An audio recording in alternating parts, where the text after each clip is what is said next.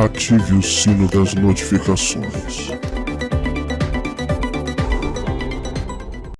Olá, meus ilustres amigos e amigas, bem-vindos a mais um vídeo no canal Verdades Ocultas da Bíblia. O que nós sabemos do período Amarna, ou até mesmo do período chamado de dominação egípcia sobre Canaã, é que o faraó era visto como um deus encarnado. Diversos reis de cidades-estados de Canaã escreveram para o faraó. Nós conhecemos estas mais de 300 tabuletas de cartas do período Amarna. E vamos falar um pouco sobre esta realidade que é negada tanto na narrativa bíblica quanto por parte de cristãos quando vão falar do período histórico de Canaã. Eles mentem e omitem para você questões egípcias acerca da dominação e como os próprios líderes das cidades-estados de Canaã se prostravam, reverenciavam o faraó, enxergavam o faraó como um deus, a ponto de chamá-lo de Elohim. Exatamente isso. Vamos então à obra Para Além da Bíblia do historiador italiano Mario Liverani. Vamos à sua obra na sua versão em espanhol. O faraó era um deus encarnado, segundo a ideologia religiosa egípcia. Em todas as imagens verbais e cerimoniais relacionadas com a forma como os reis locais se dirigiam a ele, demonstram que essa ideologia era conhecida e aceita. Os reis locais da terra de Canaã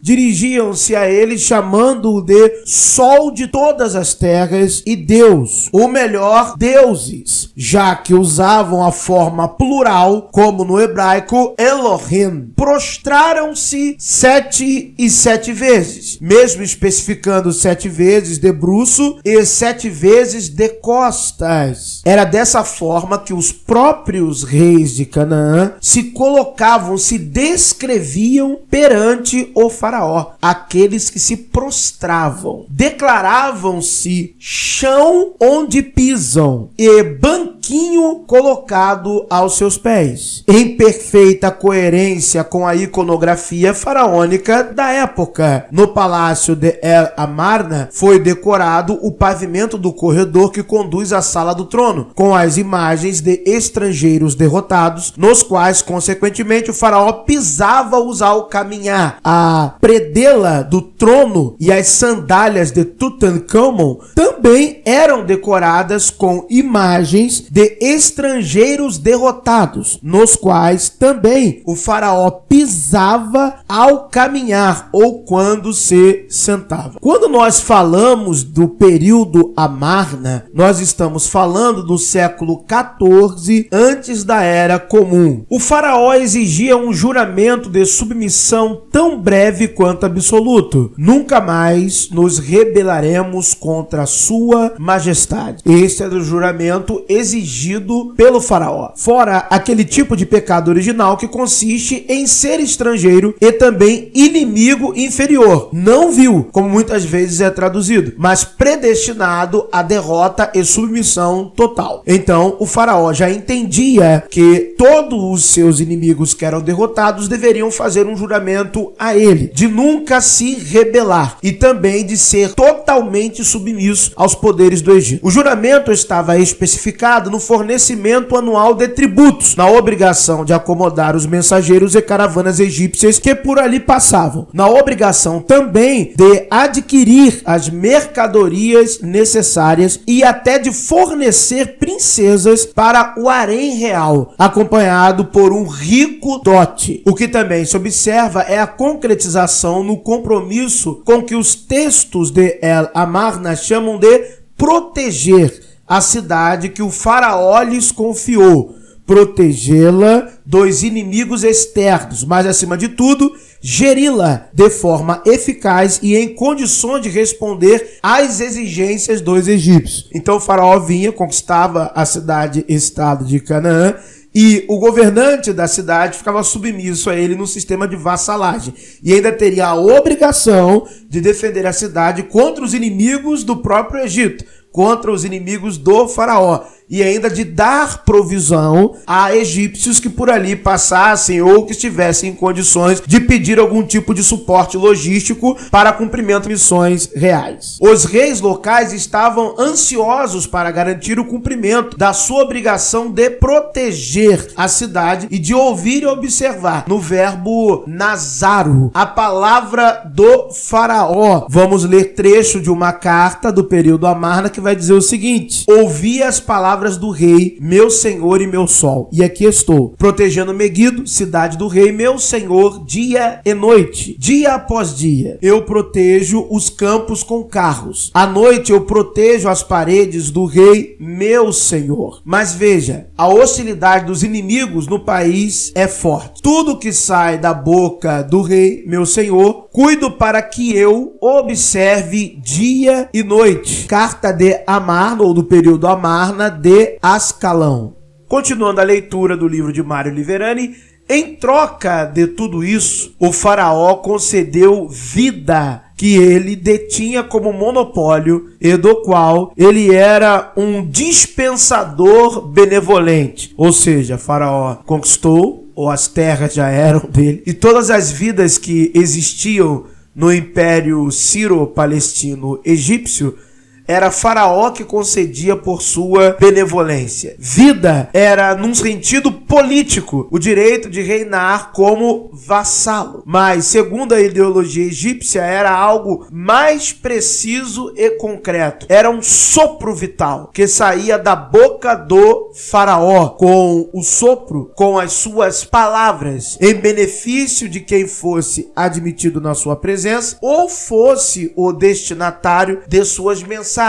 Talvez o rei de Tiro exagere um pouco no tom ao tentar expressar sua alegria por ter recebido uma manifestação, mesmo que indireta, através de um mensageiro do sopro vital do faraó. Vamos ler um trecho da carta 117, Cartas de El Amarna. Meu senhor, o sol que nasce todos os dias em todas as terras, segundo o costume do sol, seu bom pai, que faz a vida através do seu sopro benéfico, que retorna como um vento fresco vindo do norte e que mantém toda a terra em paz pela força do seu braço, que dá o seu grito no céu como Baal e toda a terra fica com medo do seu grito. Eis que o seu servo escreve ao seu senhor, porque ouviu a bela mensagem do rei, que chegou ao seu servo, e o sopro benéfico que saiu da boca do rei, meu senhor, para o seu servo. E ele respirou novamente. Antes da chegada do mensageiro do rei, meu senhor, eu não respirava. Meu nariz estava entupido. Mas agora que o sopro do rei saiu por mim, estou muito feliz e feliz todos os dias. Para os súditos egípcios, a vida era entrar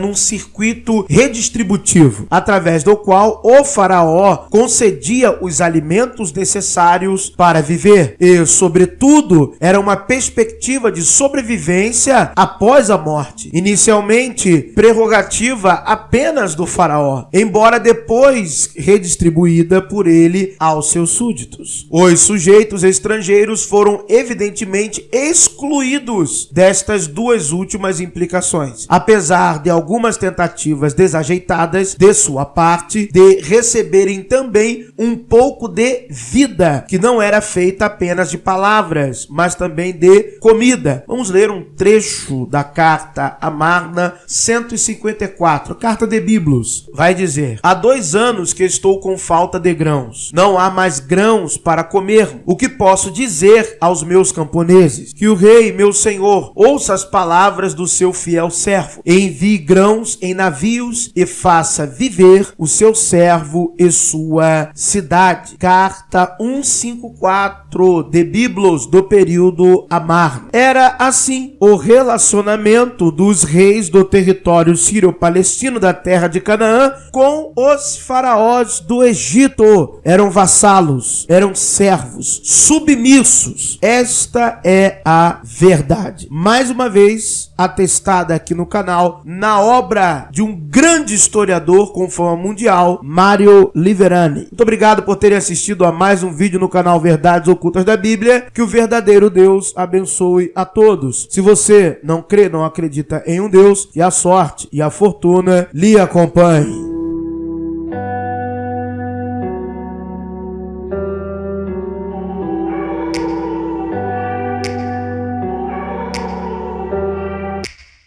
Take me back to a place where I felt at home. Take me back to a day when we weren't alone. Take me back to an age when the world felt small.